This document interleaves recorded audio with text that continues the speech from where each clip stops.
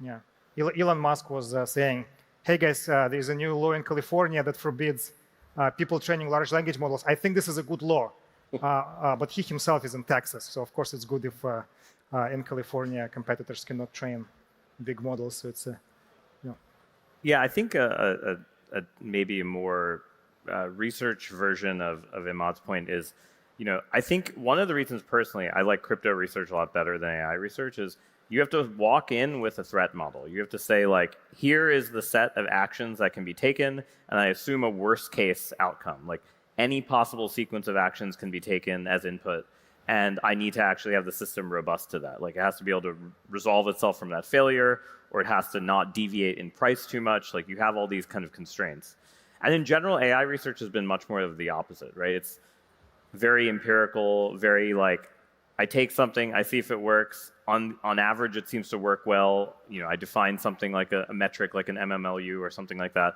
Those are these average case types of things.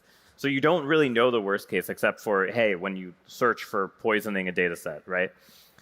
And I generally think the crypto mindset of at least starting with a threat model and having this sort of adversarial belief is sort of something you only have in open source and permissionless environments. You don't have that in the Persian. There's really never an incentive for you to red team your own code if it seems to work well enough on average against the benchmarks you choose.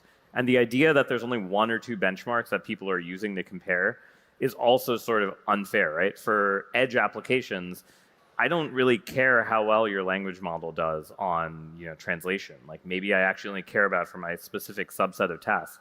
And I think you only get this like multi kind of metric comparison in the permissionless world. You don't have this like, hey, we're going to standardize on one or two comparisons. And I think these are all sort of social reasons in that people in those centralized environments don't have the incentives to kind of think about the adversarial stuff as deeply as maybe you do in the public environment.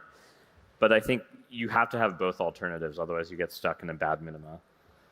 Yeah, I want to end on that. Yeah.